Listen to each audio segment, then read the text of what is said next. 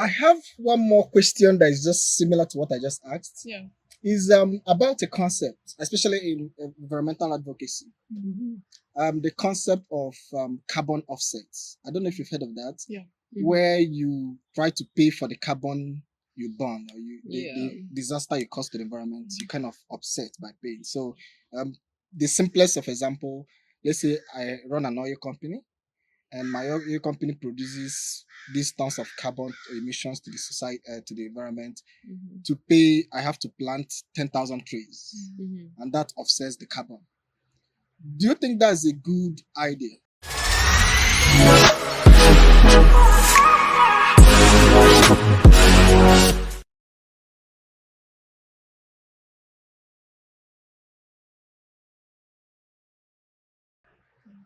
Considering that this industry is very capitalistic, as from your thoughts of sustainability, politically, economically, socially, do you think carbon offsets are good ideas? Or do you think it's a pass for the West? I might add on to what you said, but you can go first. So I think it's not a perfect system, right? It's not neutralizing the problem with oil. It's not actually like reforesting in the sense, I mean, you're planting more trees, but you can't like just create a forest at your will. I think that's something that we don't acknowledge. And it's not like preserving old growth forests and these things that do have more like higher levels of carbon capture. So in some ways it is weaker, but I think that is the direction we need to move in for quantifying negative externalities. So with the oil company, like this is the problem that I'm creating. So I need to balance that out. And I hope that that makes capitalism a less awful system, because unfettered capitalism is why we're seeing like all the problems in the US today. Our food system, our clothing system, medical system, holy smokes, all yeah, of this education. Okay, I'm not going to keep listing, but everything. I feel like that is one of the biggest roots of the problem that we're seeing, and it's because our profit isn't really taking into account like all of the costs that go into that profit. And so if with something like carbon offset, if we're quantifying like how much carbon dioxide is this decision making and making that decision less profitable and like therefore not incentivizing it as much, is the biggest thing we can do to like not have a total economic collapse, IMO, and then like still encourage good life ways. Because right now we're seeing sustainability as kind of a frivolity, I think. It's tacked on to a lot of business plans. It's kind of like one piece of this bigger like profit plan to make companies look good. That's how we get greenwashing and like I don't know. A lot. I have too many opinions on that. I'll reel it in. We've heard it. Yeah. So I've heard a lot of it, so and I agree with a lot of what she says. So. But we just have to come back to like what is the actual cost of this, and carbon offset and things like that isn't perfect, but it's a step in that direction. Oh, okay. Yeah, I also think it's not the best option because like you're still creating that CO2 and it's gonna take years for those trees to probably that you plant to like sequester it back into the ground and soil and things like that. So it, like Ali said, it's a good step in the right direction. It's not the solution to all of our problems with CO2 offsetting and things like that. But it's a good, yeah. So I want to okay, go ahead. Oh, wow, sorry, the truck. Just as we enter the information age, I'm hoping that more jobs spring up for people trying to quantify inputs and outputs of companies. So we can just be more aware of like what the true cost of what we're creating is, and hopefully incentivize more like ethical and sustainable business practices. So I was gonna bring our conversation. We went global, so I want us to come back, not just come back to the community, but come back to your lives. Individual. Tell us about you. Tell us your story. Tell us your journey of sustainability. How did you even decide to live in sustainability house? What do you think you want to do better? I mean, just come down to you yourself. We're no longer talking about the global or USA. We're talking about Zoe and Ellie. Yeah. So USA. so tell us your journey of sustainability.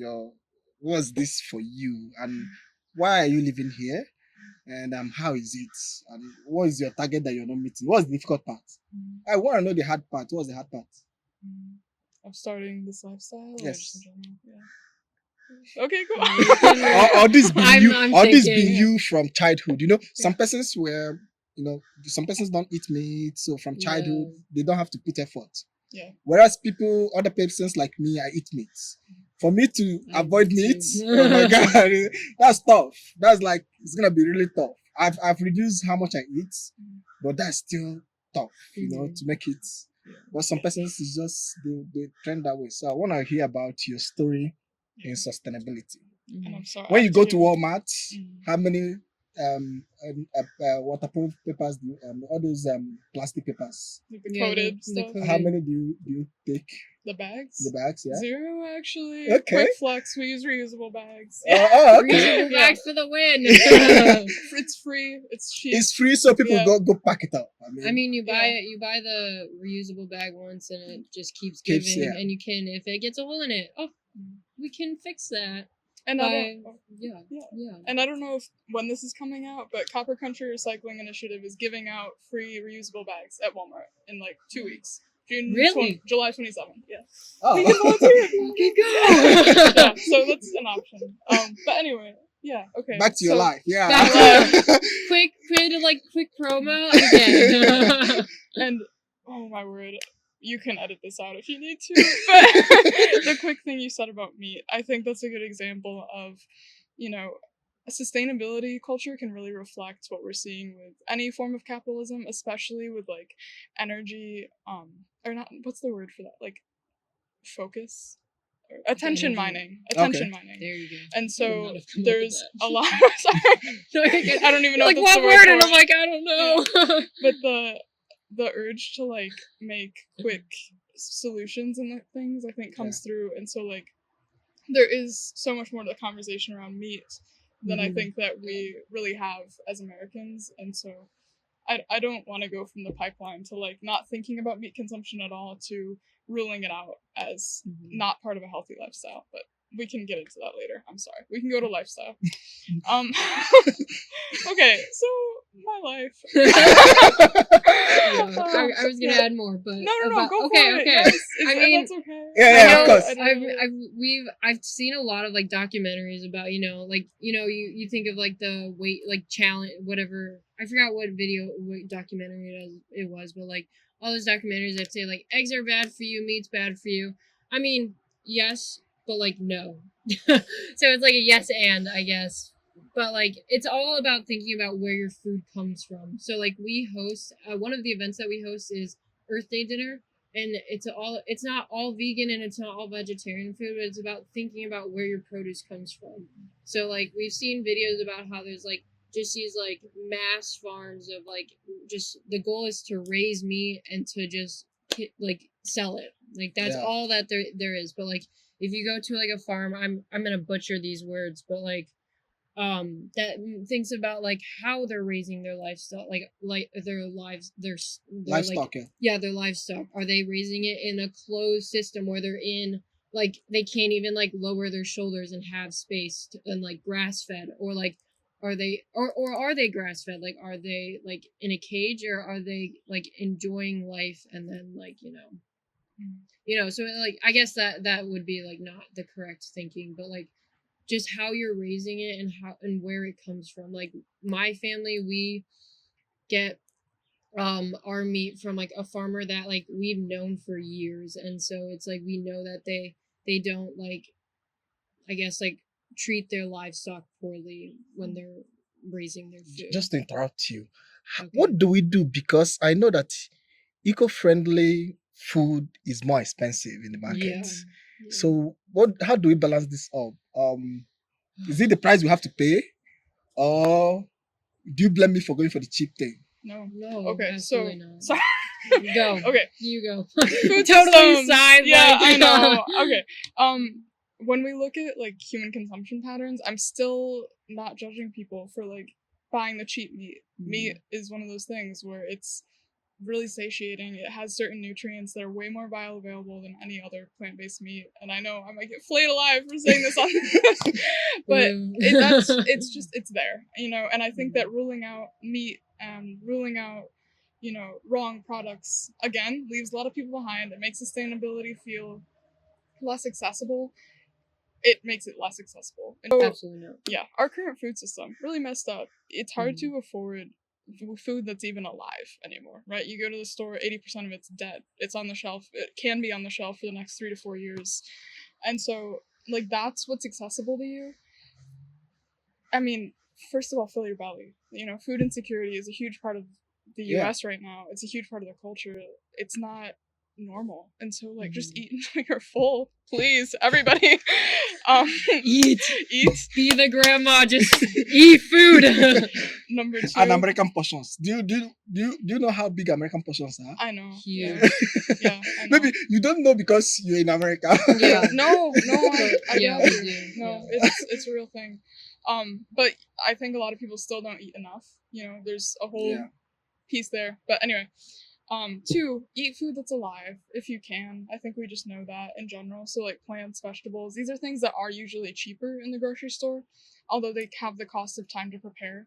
There are a lot of ways to like make vegetables that are not time and cost intensive. Yeah. That's So the more vegetables you eat, you know, the more rice and beans are like the holy food. You know, these are the things that we know can support a healthy lifestyle. They can help you feel full. They actually give your body the nutrients it needs. But I don't think there's a way to ethically buy food in the US unless you make your food your life, which is just not an option for a lot of people right now. Yeah. I think we're seeing a turnaround, and this actually goes right into my life. Okay. There you go.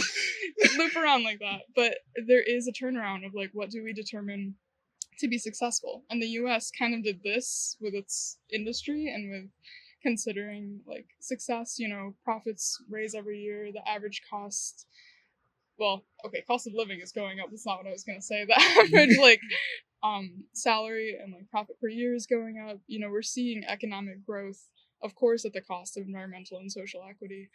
And so how do we return back to like what is actually making good of our energy being put out into the world?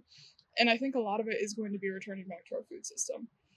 I think personally it's the root of like our health problems, our packaging problems, our consumption problems, just people not having enough good living food. And because of, I don't know, the patterns we see in American culture that might not be so present in Nigeria, like people don't consider that to be a huge part of their lives anymore. You might spend like a portion of your budget on food, and you might spend some time in your life going to the grocery store and making meals, but the trends are like, how can you make a meal in 5 minutes? And like, how can you cook for the week in 20 minutes? I know I'm going on, I'm so No, sorry. you're good. No, you're good. And so, it was yeah. my mom texting No, me. And so I think a lot of it is just coming back to, we like skipped 3 generations of farmers, pretty much. 1% of people in the US are farmers, if that, and they make, of like 1% of farmers, I think, even create like most of the food in our system. And so Yeah. we're looking at this giant distortion of how many hundreds of years ago almost everybody had a garden, almost everybody had like some That has of their own changed. food. So much has changed. And so I think the reason we get into this is just the food system is indicative of a lot of our problems of sustainability is we blew things up so quickly and so, I don't know, intensely, exponentially, Yeah. that, yeah, no, it's perfect. And like that's how we, I'm so losing my train of thought. I hope we can edit this. I'm rambling. Okay. I gotta bring it back to center. It's okay. fine. It's fine. Okay.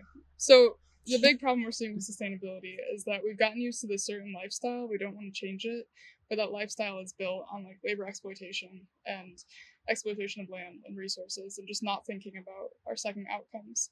And so when we think about changing our lifestyles, it's daunting, but there are so many ways to do it in a concrete way that actually like are more fulfilling, because you're thinking about your personal responsibility to the world, you're thinking about your connections to other people. And so that's a really long-winded, hopefully not as long-winded once we cut that part out, way of saying that there is no shame for just trying to feed your body and meet yourself where you're at in this really broken system. And like even it's good that you found a way to work with the system. I mean, you're doing that. You're working with the system. hopefully, yeah. I mean, if that means like buying meat at Walmart and that keeps you fed and like satiated, like that, do that and then fight the system, you know? Like there are ways we can get there, and we know there's better consumption habits, but take care of yourself first. I think a lot of people don't do that. You can't pour from an yeah. empty cup. Right. Is like a thing that's been said a lot. And there are people trying to profit off of it from any direction. You know, if you look at like the Impossible Meat and all of that, there's just, I don't know, there's a lot there. I want to be the devil's advocate. Yeah. What's your consumption habit? Yeah, yeah. Let's do that. Confess.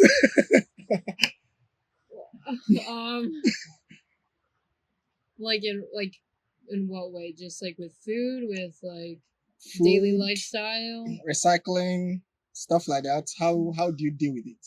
Daily life. I mean, there's this. You eat meat. That's what you said earlier. Yes, So I eat how do meat. you make sure that your meat still fulfills some sort of sustainability? Or that goes under the carpet?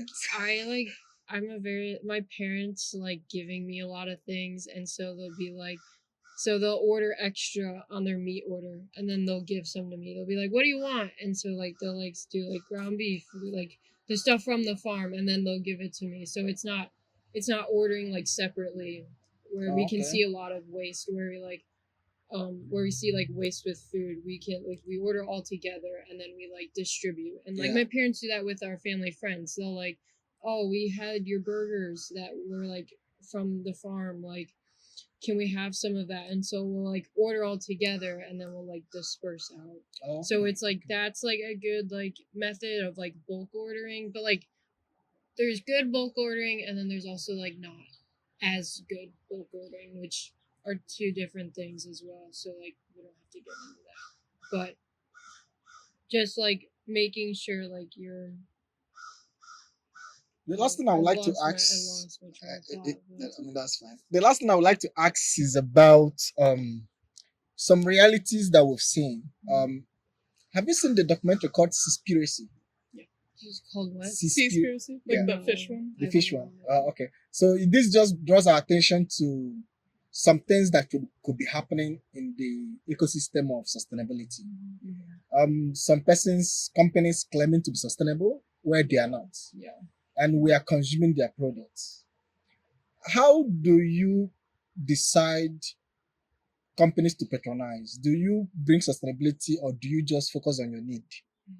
How do you personally make that choice? This is a great question. So I think with sustainability sometimes goes the question of like, how do we live a less toxic lifestyle? And there's so much out there on this topic. I think the main one for just turning like small steps towards the right direction is looking at like what companies do you consistently buy from. We usually have brand loyalty to some extent.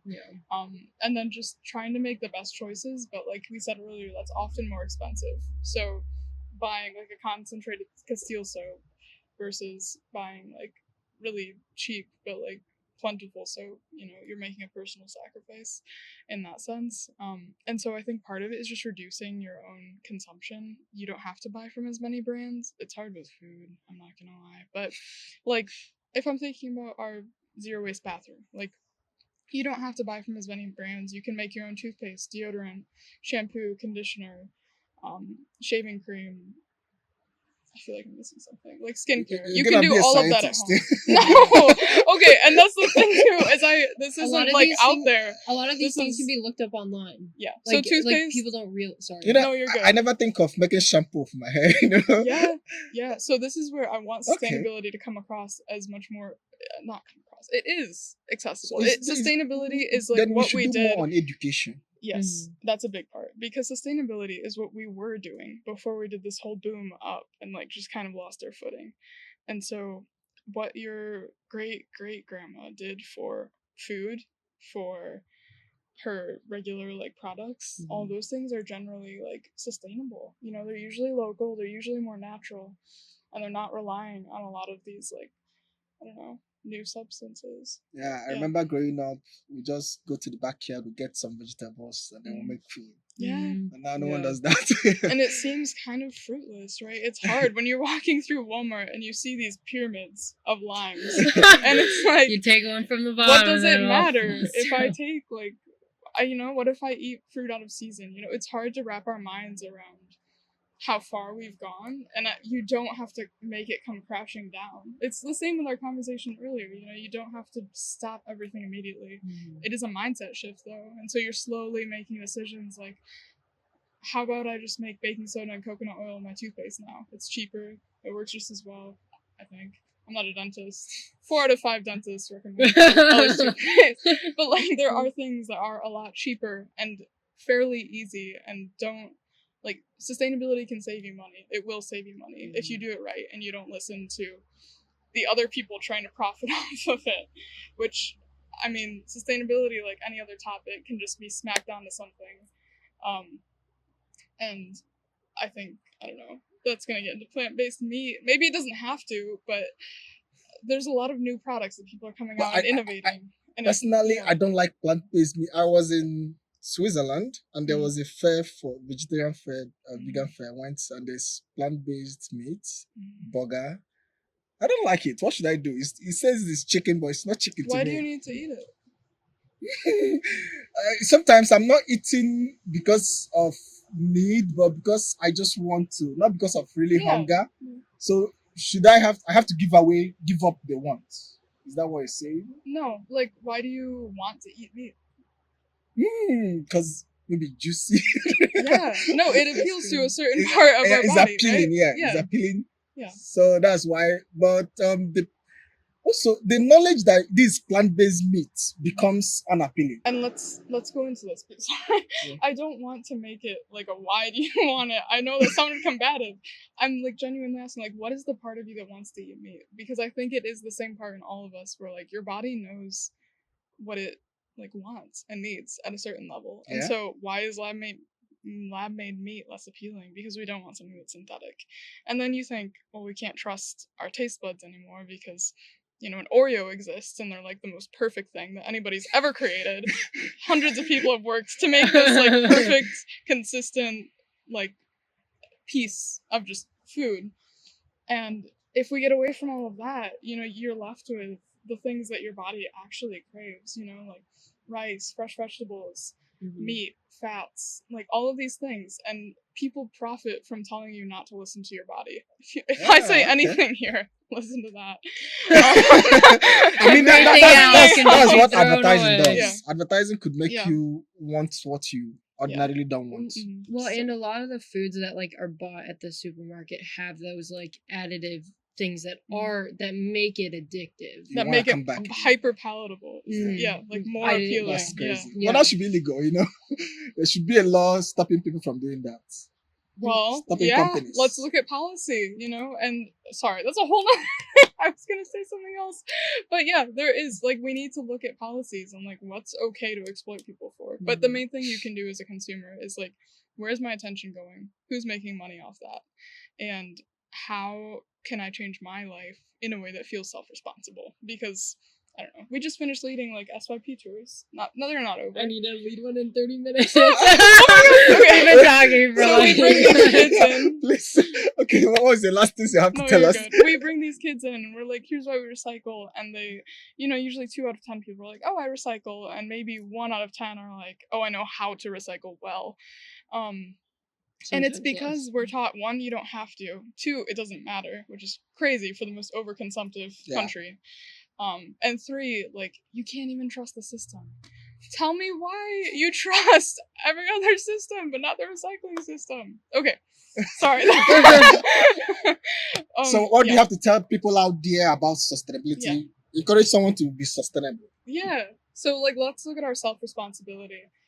If you look at what everybody else is doing, you're gonna lose hope. You just are. I think we've all been there, at least within the past year, certainly in our like life of learning how to be sustainable. And so if you look around you, you're gonna get discouraged, but just kind of like listen to yourself. Like, what does it matter when I toss out a bunch of materials that could have been reused? Or what does it matter when I use things that I don't have to, I don't know, use?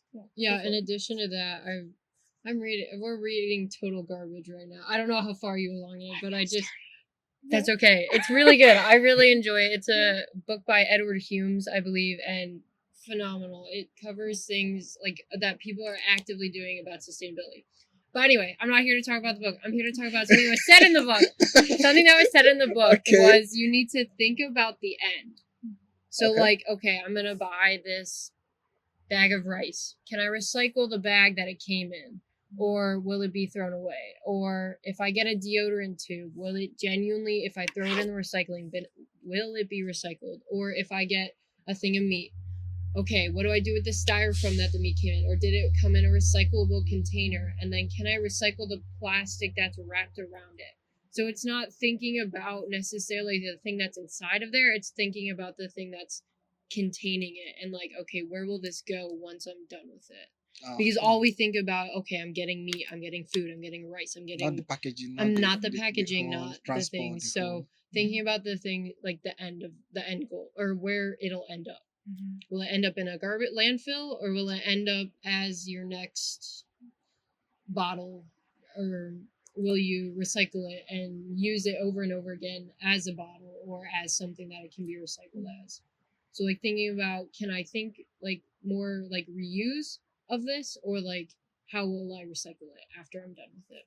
Mm-hmm. Thank you so much. Yeah, thank you. we can go on and on, but I think we have to have another part.